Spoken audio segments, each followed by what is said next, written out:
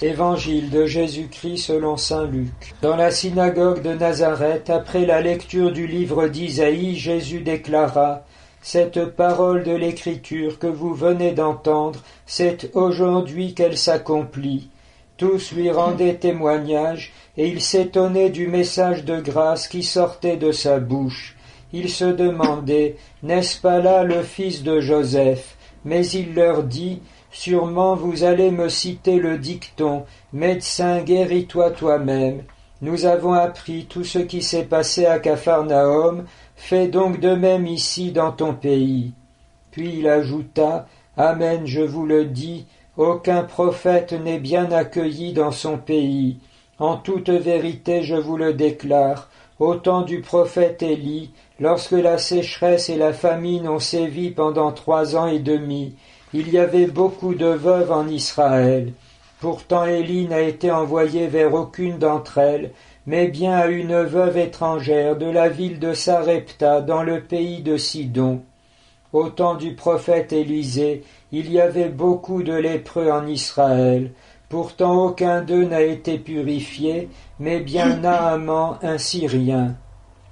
À ces mots, dans la synagogue, tous devinrent furieux. Ils se levèrent, poussèrent Jésus hors de la ville et le menèrent jusqu'à un escarpement de la colline où la ville est construite, pour le précipiter en bas. Mais lui, passant au milieu d'eux, allait son chemin. Comme toujours au cours de l'année de la foi, et donc selon l'inspiration providentielle de notre Saint-Père Benoît XVI, la parole de Dieu vient soutenir notre foi et nous permettre d'approfondir notre démarche en nous donnant en particulier cette fois 2 paroles. Dans l'Évangile, Jésus, passant au milieu d'eux, allait son chemin. Malgré l'hostilité et toutes les entreprises qu'on mène contre lui, il est vainqueur d'emblée et pour toujours. Et dans la première lecture, le progrès de la foi, qui contient en elle-même le gage qui s'épanouira dans la gloire éternelle. Nous pouvons nous arrêter quelques instants sur ce progrès en ne perdant jamais le but. Pourquoi sommes-nous croyants? Saint Pierre, dans une de ses épîtres, le dit: le but de votre foi, c'est le salut de vos âmes.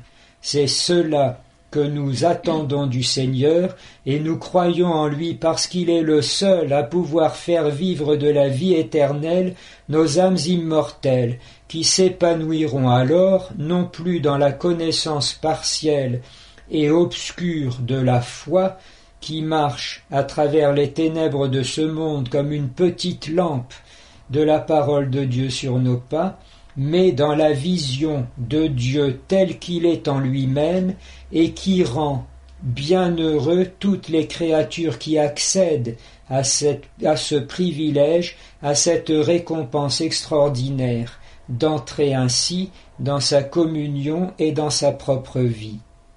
Seule la charité passe dans l'autre monde. La foi s'éteint donc au moment de la récompense et de l'entrée dans la gloire, alors que la charité que nous vivons ici-bas, elle se transporte dans l'autre monde, parce qu'en réalité, elle est déjà une anticipation de la vie éternelle ici-bas, sous des espèces parfois héroïques, bienheureuses ou souffrantes. C'est la vie éternelle, la charité qui est la substance même de Dieu, qui habite notre propre vie et commence déjà à la transfigurer, osons le mot, à la diviniser.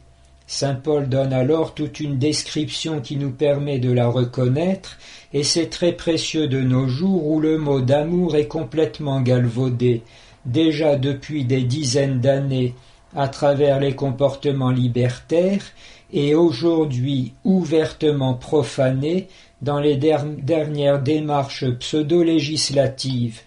Et chacun prend bien soin de dire « mais tout le monde s'aime, et s'il s'aime tout de même, où est la reconnaissance ?» Rappelons que l'amour jaillit, procède de la vérité. C'est connaissant la vérité du bien et sa splendeur que s'allume dans la volonté l'élan qui va vers le bien pour en vivre et le réaliser. C'est cela l'amour.